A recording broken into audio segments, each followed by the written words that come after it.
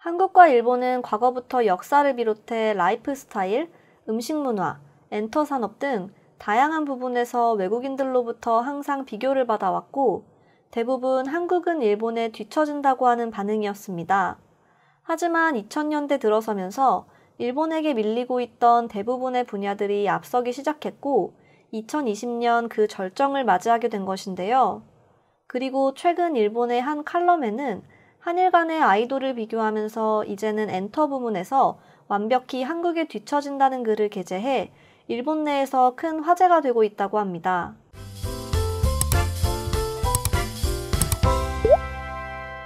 사실 과거 일본의 J-팝은 세계에서도 주목했고 한국인들 사이에서도 꽤 인기 있는 가수들이 많았습니다.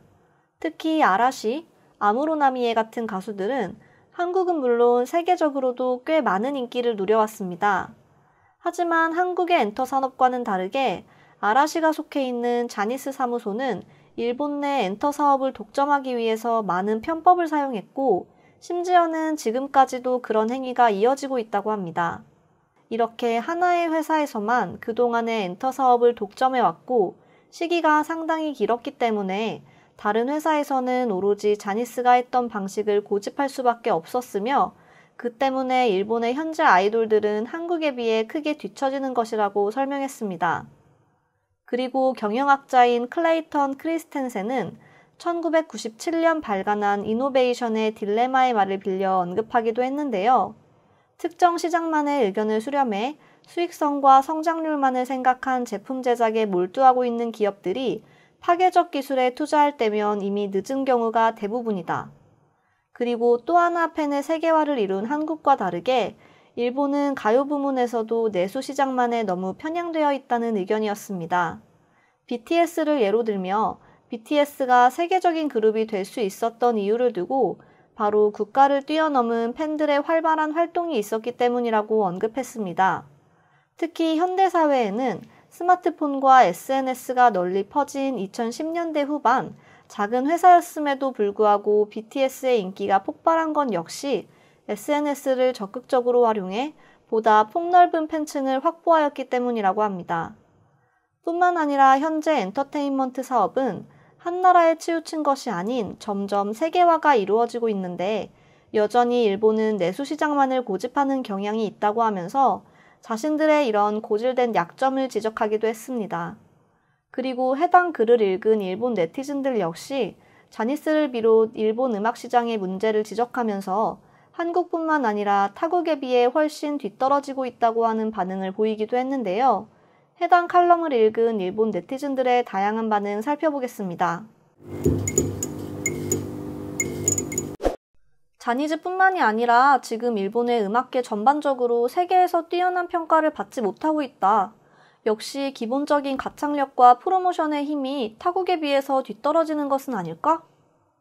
일본이 지금 세계에 유일하게 자랑할 수 있는 엔터테인먼트는 만화나 애니메이션 정도밖에 없으니까 해외에서의 지명도는 자니즈에 소속된 그룹과 개인을 포함해도 토리야마 아키라 한 명에게도 전혀 미치지 못할 거다. 과연 세계에 팔 생각이라면 이제 와서 한국을 뒤쫓는다 한들 차이가 좁혀지지 않을 것이라고 생각한다. 일본어에 맞는 음악 장르를 하루빨리 발전시켜야만 될 것 같아.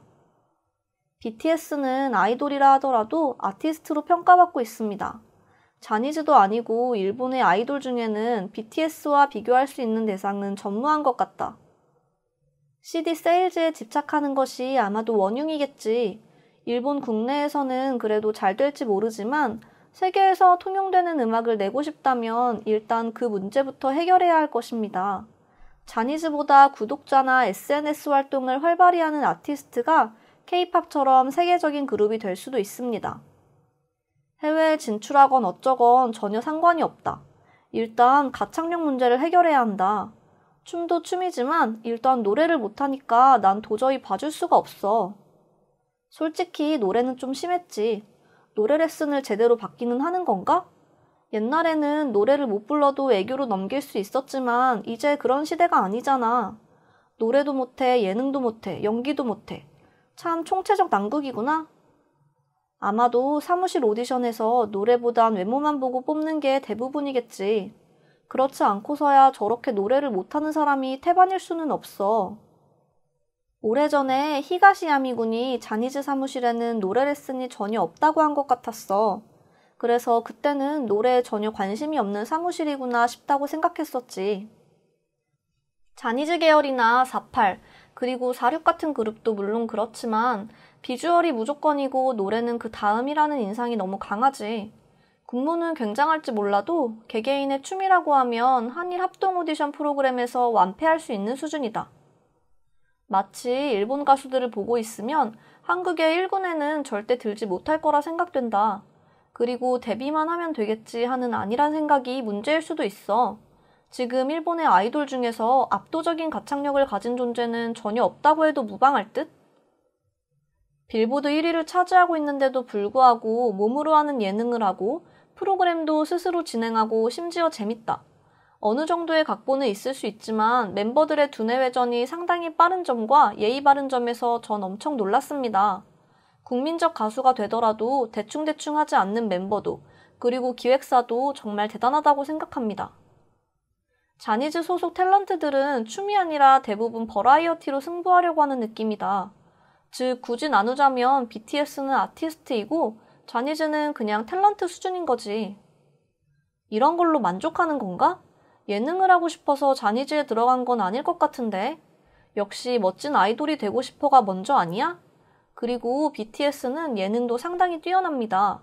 또한 온 힘을 다해서 버라이어티한 BTS를 보면 솔직히 자니즈는 이제 일본을 대표할 수 없다고 생각해. 자니즈에 국한된 이야기는 아닐 거다. 자니즈도 또 야키모토 계열도 솔직히 세계에 내보내면 좀 부끄러운 수준이지. 덧붙여 자니즈는 최근까지 인터넷 뉴스에 사진을 게재하는 것조차 저작권을 문제로 삼았을 정도니까 유행에 충분히 뒤떨어질 만도 하지. BTS는 처음에 사무실이 워낙 작아서 TV에 자주 나오지 못했기 때문에 SNS를 잘 활용하고 로스앤젤레스에 가서 직접 전단도 나누고 무료로 콘서트를 해서 팬을 늘렸다고 합니다. 좀 창피한 수준이기는 해도 해외에 자니즈 팬이 있습니다. 그냥 취향 문제가 아닐까 싶어요.